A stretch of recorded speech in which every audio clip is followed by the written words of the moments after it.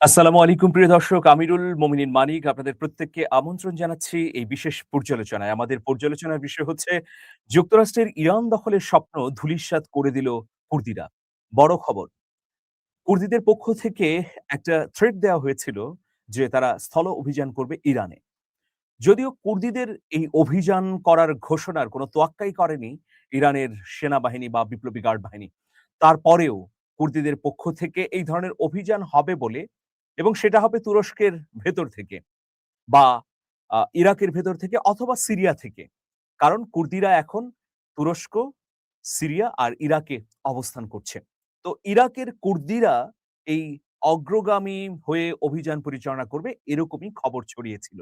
কিন্তু আজকে যে খবর এসেছে সিরিয়া, তুরস্ক এবং ইরাকের কুর্দিদের সম্মিলিত যে ফোরাম আছে সেখান থেকে নিশ্চিত করা হয়েছে তারা ইরানের বিরুদ্ধে কোনো যুদ্ধে জড়াবে না। এটা ডোনাল্ড ট্রাম্পের উপর একটা বজ্রাঘাতের শামিল। এমনিতেও তিনি পাগলের প্রলাপ বকছেন। তার মধ্যে আবার কুর্দিদের তরফ থেকে এই ধরনের ঘোষণা নিঃসন্দেহে তিনি মুষড়ে পড়বেন এবং তার সর্বশেষ যে বেঁচে থাকার অবলম্বন ছিল ইরানকে ঘিরে, সেটিও শেষ হয়ে গেল প্রিয় দর্শক। তো চলুন আমরা খবরের ভেতরে প্রবেশ করতে চাই।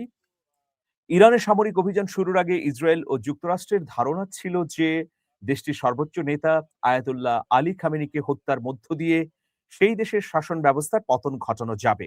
আয়াতুল্লাহ আলী খামেনির হত্যার পরে সাধারণ মানুষ রাজপথে নেমে আসবে এবং জনরোষের মুখে সরকারের পতন ঘটবে।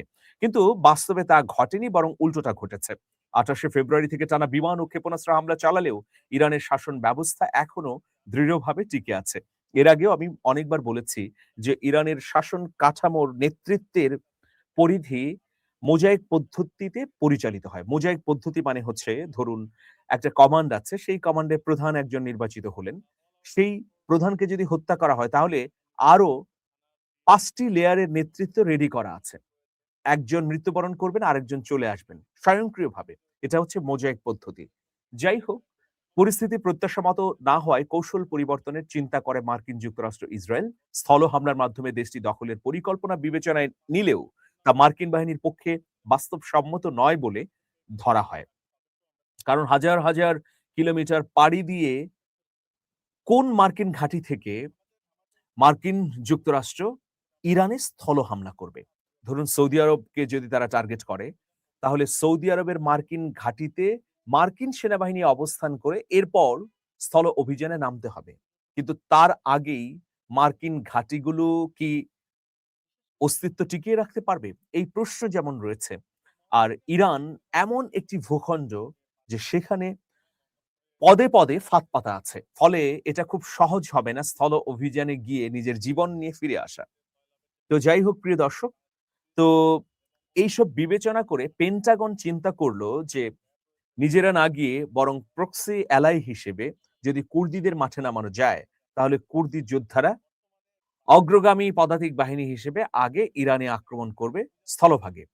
এই প্রেক্ষাপটে মার্কিন প্রেসিডেন্ট ডোনাল্ড ট্রাম্প সহ প্রশাসনের অন্যান্য অনেক কর্মকর্তা আগে বলেছিলেন যে কুর্দি বাহিনী ইরানে হামলা চালিয়ে শাসন ব্যবস্থার পরিবর্তন আনতে পারে।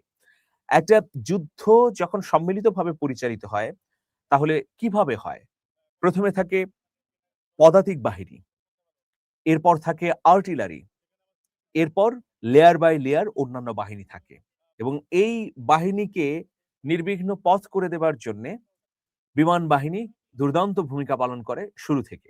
তো প্রিয় দর্শক, মার্কিন যুক্তরাষ্ট্রের যে উচ্চাভিলাষ ইরানে স্থল অভিযান চালানো, সেই অভিযান কিভাবে পরিচালনা, তাদের প্ল্যানই ছিল যে কুর্দিদেরকে দিয়ে একটা ইতিবাচক বা একটা পজিটিভ অবস্থা তৈরি করবে আগে, তারপরে মার্কিন বাহিনী অভিযান শুরু করবে। তো এখন দেখুন ওয়াশিংটনের সেই স্বপ্ন ধূলিসাৎ হয়ে গেছে।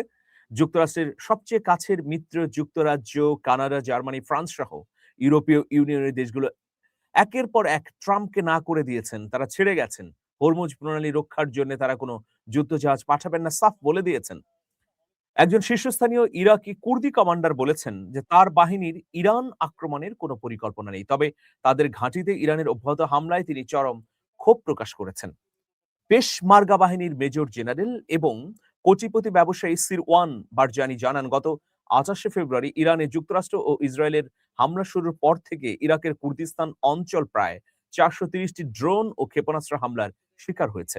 উত্তর ইরাকে ইসলামিক স্টেট বিরোধী কুর্দি ফ্রন্টলাইনের দায়িত্বে থাকা সিরোয়ান একটা সাক্ষাৎকার দিয়েছেন গণমাধ্যমে।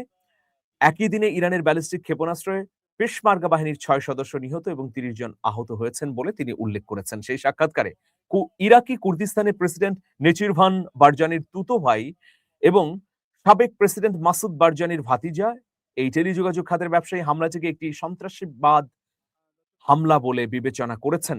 ইরানের প্রসঙ্গ টেনে সিরওয়ান বলেছেন যে প্রতিদিন পেশমার্গা ঘাঁটিতে তারা কেন হামলা চালাচ্ছে? এর পেছনের কারণ কি? আমরা তো তাদের বিরুদ্ধে কিছুই করিনি। আমরা প্রতিবেশী। আমাদের মধ্যে বাণিজ্যিক সম্পর্ক ও ঐতিহাসিক বন্ধন রয়েছে। মানে কুর্দিরা কি আসলেই পিছু হটল? বাধ্য হয়ে ইরানের প্রতিরোধের মুখে? দেখুন, যেদিন থেকে ট্রাম্প বলা শুরু করলেন কুর্দিরা স্থল অভিযান চালাবে, সেদিন থেকেই ইরানের বিভিন্ন বাহিনী এবং ইরাকের ভেতর থেকে রেজিস্ট্যান্স গ্রুপগুলো কুর্দিস্তানে হামলা শুরু করেছে।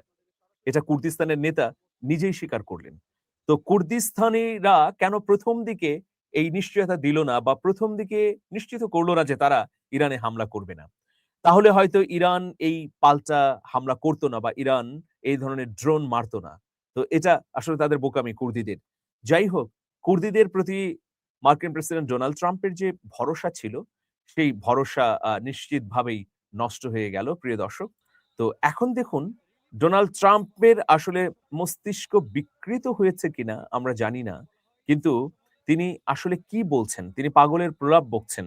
মার্কিন প্রেসিডেন্ট ডোনাল্ড ট্রাম্প ইতোমধ্যে বলেছেন যে, তাকে ইরানের পক্ষ থেকে সর্বোচ্চ নেতা হবার জন্যে বলা হয়েছিল। মানুষ পাগল হতে পারে কিন্তু এত বড় পাগলের প্রলাপ বকতে পারে সেটা আসলে বিশ্বাসযোগ্য নয়। ট্রাম্পের কি হয়েছে? ট্রাম্পের উপদেষ্টারাই কি করছেন? কেন তিনি এই ধরনের একদম গ্রেবলসীয় তথ্য দিচ্ছেন? সেটা আসলে কি জন্যে করছেন? মানুষ যখন নিরাশ হয়, যখন তার প্রত্যাশা পূরণ হয় না, কোথাও বড় ধরনের ধাক্কা খায়, তখন সে আবোল-তাবোল বা মতিভ্রম হয়ে অনেক কিছু বলে। ট্রাম্পের ক্ষেত্রে তাই হয়েছে। চাঞ্চল্যকর দাবি করেছেন। তিনি বলেছেন যে ইরানের নেতৃত্ব তাকে দেশটির পরবর্তী সর্বোচ্চ নেতা হওয়ার প্রস্তাব দিয়েছিল, কিন্তু তিনি সেটা ফিরিয়ে দিয়েছেন। আজকে ওয়াশিংটনে ন্যাশনাল রিপাবলিকান কংগ্রেশনাল কমিটির বার্ষিক তহবিল সংগ্রহ অনুষ্ঠানে তিনি এই দাবি করেন। তিনি বলেন, আমেরিকা ও ইসরায়েলের যৌথ সামরিক অভিযানে আয়াতুল্লাহ আলী খামেনি নিহত হওয়ার পর তেহরানের পক্ষ থেকে আনুষ্ঠানিকভাবে এই পদের জন্য তাকে বলা হয়। ট্রাম্প রসিকতা করে বলেন, বিশ্বের কোন দেশের প্রধানই ইরানের প্রধান হওয়ার মতো কম আকর্ষণীয় কাজ আর করতে চাইবেন না। তারা আমাকে বলেছিল যে তারা আমাকে পরবর্তী সর্বোচ্চ নেতা বানাতে চায়। কিন্তু আমি বলছি, না ধন্যবাদ, আমি এটি হতে চাই না। এনডিটিভির প্রতিবেদন অনুযায়ী ট্রাম্পের এই দাবির বিপরীতে বাস্তব চিত্র হলো আলী খামেনির মৃত্যুর পর ইরান ইতোমধ্যে তার ছেলে মুস্তফা খামেনিকে নতুন সর্বোচ্চ নেতা নির্বাচিত করেছেন। ট্রাম্পের মতে ইরানি কর্মকর্তারা চুক্তির জন্য অত্যন্ত আগ্রহী হলেও তারা নিজেদের দেশের জনগণের হাতে নিহত হওয়ার ভয়ে বা অভ্যুত্থানের আশঙ্কায় সেটি স্বীকার করতে পারছেন না। একই সঙ্গে তারা মার্কিন বাহিনীর হাতেও প্রাণ হারানোর ভয়ে তটস্থ রয়েছেন বলে ট্রাম্প দাবি করেছেন। হোয়াইট হাউস থেকেও দাবি করা হয়েছে ইরানের সঙ্গে শান্তি আলোচনা চলমান রয়েছে, যদিও তেহরান প্রকাশ্যে আমেরিকার সব প্রস্তাব প্রত্যাখ্যান করেছে এবং সংঘাত নিরসনে নিজেদের কিছু কঠোর শর্ত দিয়েছে।